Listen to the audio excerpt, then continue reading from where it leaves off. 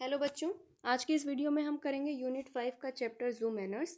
इसमें हम करेंगे इस पोएम की recitation, question answer, grammar and text book exercise solution. So let's start with the explanation first. The name of the chapter is जू manners, यानी कि जू में जाने के लिए आपके मैनर्स कैसे होने चाहिए। चिड़ियाघर में जाते वक्त आपको किन किन चीज़ों का ध्यान रखना चाहिए। How to behave in the zoo, ठीक है, जू में आपको कैसे बिहेव करना है। सो बी केयरफुल वट यू से और डू। बी केयरफुल यानी सावधान रहना है किस चीज़ को लेकर। वट यू से और डू, जो भी आप कहते हैं और करते हैं उस चीज़ को लेकर आपको जू में सावधान रहना है। When you visit the animals at the zoo, जब आप विजिट करते हो, मिलने जाते हो किसको, एनिमल्स को, कहाँ पर, एट द जू। जब आप जू में एनिमल्स को मिलने जाते हो तो जो भी आप बोलते हो और जो भी आप करते हो उसको लेकर आपको सावधानी बरतनी है। Don't make fun of the camel's hump. Hump यानी कि कुबड़, कैमल यानी ऊँट, ऊँट का ये जो कुबड़ होता है इसको आपने मजाक नहीं बनाना है। He is very proud of his noble bump. Bump मतलब ये शरीर का जो उभरा हुआ हिस्सा है, इसको लेकर के ये बहुत ही प्राउड फील करता है। Don't laugh too much at the chimpanzee. Chimpanzee बंदर जैसा ही दिखने वाला जानवर है, इसको आपने इसका कभी मजाक नहीं उड़ाना है, इसके सामने तो बिल्कुल भी नहीं। क्यों? क्योंकि ये क्या सोचता है, ही थिंक्स, ये सोचता है, he is age wise, wise मतलब बुद्धिमान, एज यू और मी, कि जितने बुद्धिमान आप और हम हैं उतना ही बुद्धिमान ये भी है। यानी ये अपने आप को इंसानों के बराबर इंटेलिजेंट समझता है और सोचता है कि जो इंसान कर सकते हैं वो मैं भी कर सकता हूँ। And the penguins strutting around the lake. Penguins होते हैं ब्लैक एंड वाइट एनिमल, इसको, ये वैसे तो बर्ड होते हैं बेसिकली, लेकिन ये फ्लाई नहीं कर सकते हैं। ये अंटार्कटिका में रहते हैं, वहाँ पर ये ज़्यादा मिलते हैं। ठीक है, तो ये बहुत ही प्राउडली, स्ट्रटिंग मतलब कि प्राउडली चलना, ठीक है, ये बहुत ही प्राउडली चलते हैं लेक के पास। Can understand remarks you make, और ये समझ सकते हैं रिमार्क्स यू मेक, जो भी आप इनको रिमार्क्स देते हो, यानी जो भी आप इनके बारे में बोलते हो या जो एक्शन करते हो वो सब कुछ ये समझ सकते हैं। Treat them as well as they do you. इनको वैसे ही ट्रीट करो, ट्रीट यानी इनके साथ वैसे ही बिहेव करो जैसे कि ये तुम्हारे साथ करते हैं। And you will always be welcome eight the जू, और फिर जू में तुम्हारा हमेशा क्या होगा, वेलकम होगा, स्वागत होगा। ठीक है, अब हम करेंगे इस पोएम की रेसिटेशन।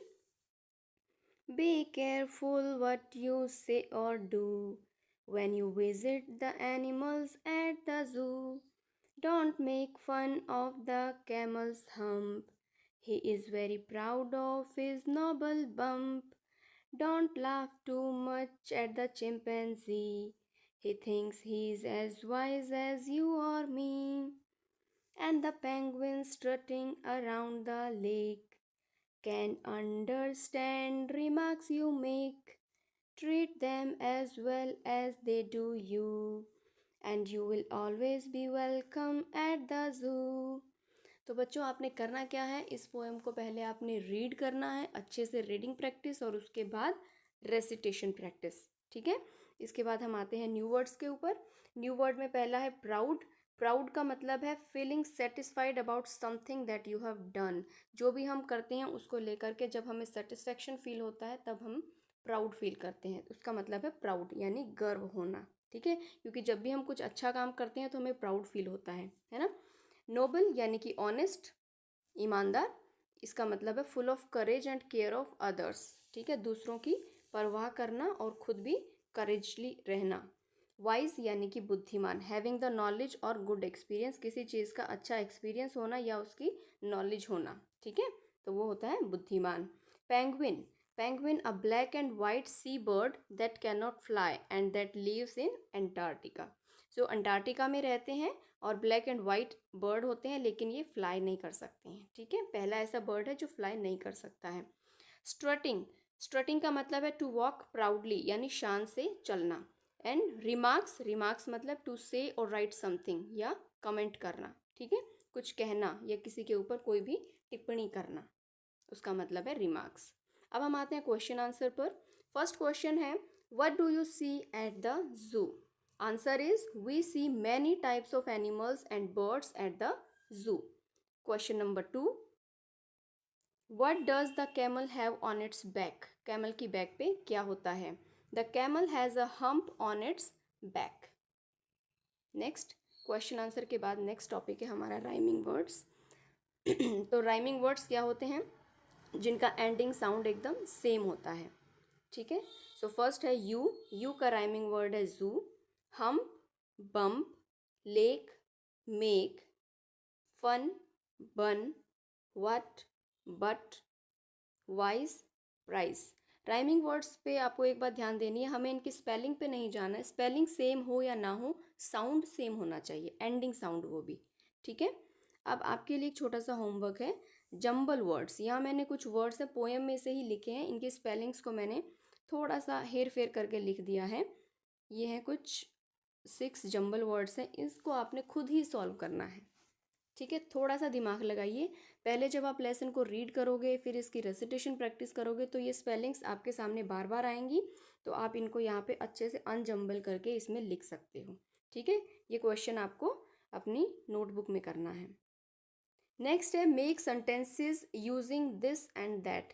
अब दिस का मतलब है जो चीज़ हमारे पास होती है उसके लिए हम दिस यूज़ करते हैं, और जो चीज़ हमसे दूर होती है, फार होती है, उसके लिए हम दैट यूज़ करते हैं। ठीक है, तो जैसे ये हमारे नियर है, ये पास है, तो इसको हम दिस बोलेंगे, और ये दूर है तो इसके लिए हम दैट यूज़ करेंगे।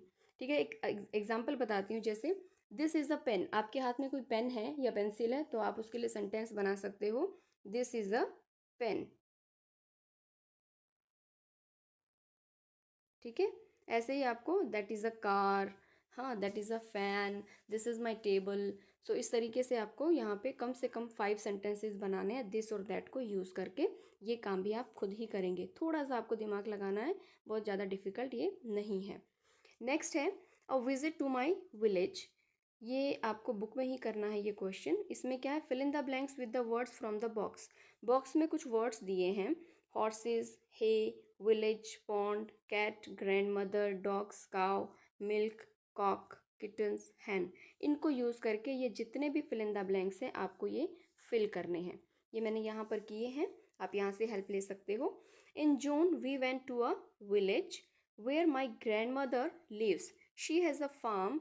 On her farm, there are many animals. There are 2 horses, a cat with its kitten, 3 dogs, 1 hen, as well as a cock and a cow. Every morning, she feeds her animals with hay.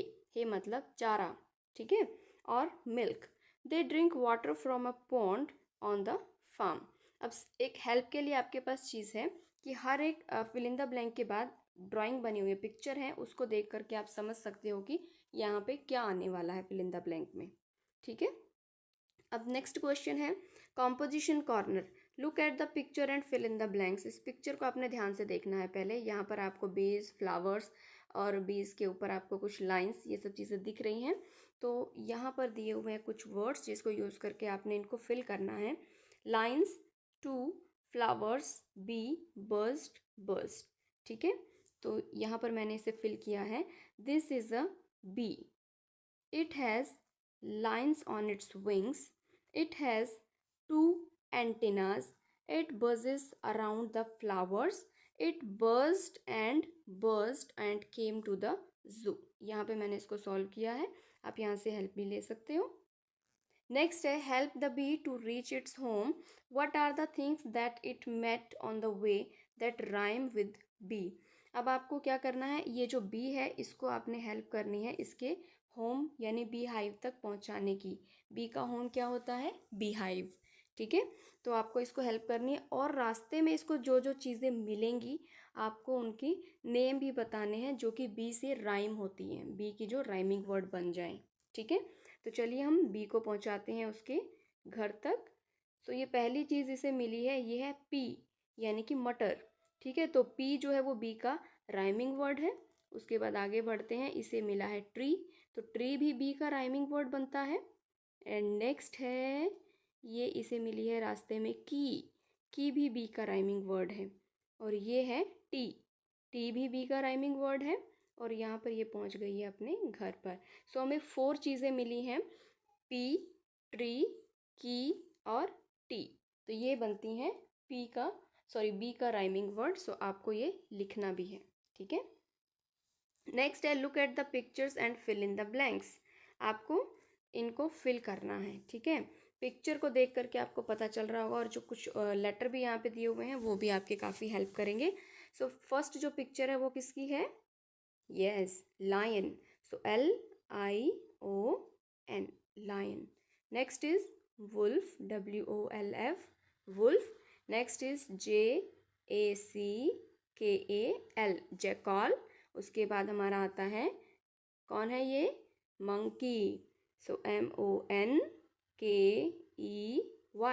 Monkey. अब ये देखिए, ये monkey है और ये है chimpanzee. ये भी मंकी जैसा ही दिखता है, बट ये मंकी से बहुत थोड़ा इंटेलिजेंट रहता है। तो चिंपैंजी की स्पेलिंग CHIMPANZEE। और उसके बाद है ये हल्दीज एडवेंचर, याद है ना चैप्टर? Giraffe, GIRAFFE।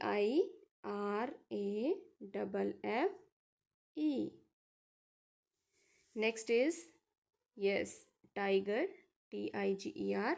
उसके बाद है हमारा डियर, और फिर आउल यानी उल्लू।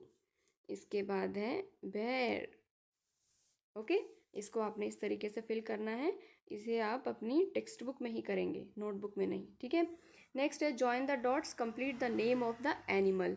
ये जो डॉट्स है इसको आपने ज्वाइन करना है। पेंसिल ले लीजिए और इसको बहुत ही अच्छे से आपने डॉट्स के ऊपर पेंसिल को चलाना है और इस ड्राइंग को कंप्लीट करना है। और इसके बाद इसका नेम भी आपको बताना है। तो नेम तो आप समझ ही गए होंगे कि यह है कौन सा एनिमल। तो लिख दीजिए spelling, DINO, dino, SAUR, dinosaur. Next is let's practice. हर चैप्टर के एंड में आपको प्रैक्टिस के लिए दिया होता है एक पेज, ये होता है आपकी हैंड राइटिंग इम्प्रूवमेंट के लिए।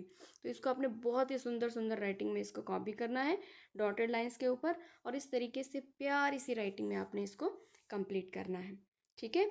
मैं उम्मीद करती हूँ कि आपको ये चैप्टर समझ में आया होगा। अगर वीडियो पसंद आए तो इसको लाइक करें, चैनल को सब्सक्राइब करें। Thank you so much.